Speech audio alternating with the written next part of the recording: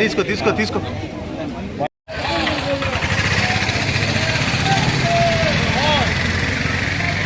అందరు రాని ఉత్తమ్ వేణు నా రాబాకి ఇంకా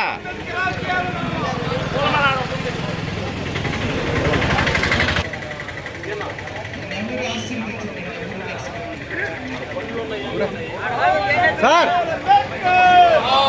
అన్నా అన్నా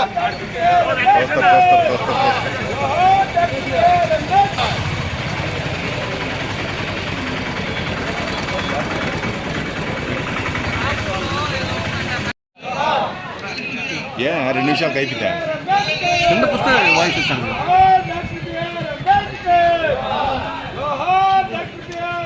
తీసుకుంటే మీరు వాయిస్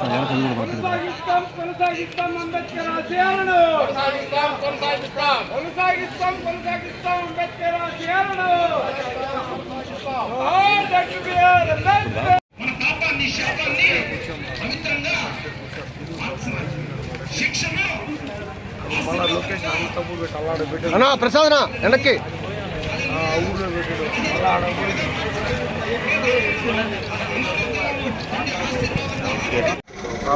బాబాసాహెబ్ అంబేద్కర్ జయంతి సందర్భంగా 2వ వార్డులో పాల్గొనడం సంతోషకరంగా ఉంది. అందరికీ తెలుసు బాబాసాహెబ్ అంబేద్కర్ గారు ప్రత్యేకంగా మన కాన్స్టిట్యూషన్ రాసిన గొప్ప వ్యక్తి. బలహీనం పడిన ఎంతోమంది కమ్యూనిటీస్కి ఆయన ఆశాకరంగా రిజర్వేషన్లు మరి అలాగే ఈక్వాలిటీ అందరికీ ఉండాలని చెప్పి ఆయన చాలా కృషి చేశారు. అలాగే మనందరం కూడా ముందరికి వెళ్తా ఆయన ఆశయాల్ని కృషి చేసుకుంటూ ముందుకు తీసుకుపోవాలి. ధన్యవాదాలు. ఈరోజు బుచ్చిరెడ్డిపాలెంలోని నగర పంచాయతీలో 2వ వార్డులో జరుగుతున్నటువంటి డాక్టర్ బిఆర్ అంబేద్కర్ 133వ జయంతి సందర్భంగా ఇక్కడికి విచ్చేసినటువంటి అర్జున్ రెడ్డి గారికి మరియు ఇక్కడ ఉన్నటువంటి ప్రెస్ మీడియా మిత్రులందరికీ మా హృదయపూర్వక నమస్కారాలు. ఈరోజు డాక్టర్ బిఆర్ అంబేద్కర్ 133వ జయంతి పురస్కరించుకొని అయితే ఇప్పుడున్నటువంటి ఈ ప్రభుత్వం ఏదైతే ఉందో ఆ రోజు డాక్టర్ బిఆర్ అంబేద్కర్ గారు రాసినటువంటి రాజ్యాంగాన్ని తుంగలో దొక్కి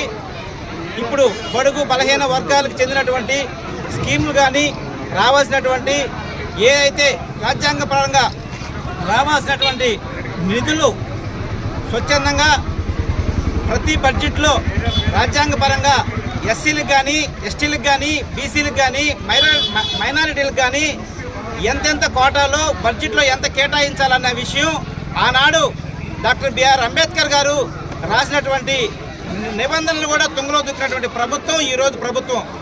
ఎస్సీలు ఎస్టీలకి చెందినటువంటి కార్పొరేషన్స్ కానీ ఆ కార్పొరేషన్స్ చెందినటువంటి నిధులు కానీ ఈరోజు తన సొంత లాభం కోసం తన పార్టీ ప్రయోజనాల కోసం ఉపయోగించుకుంటూ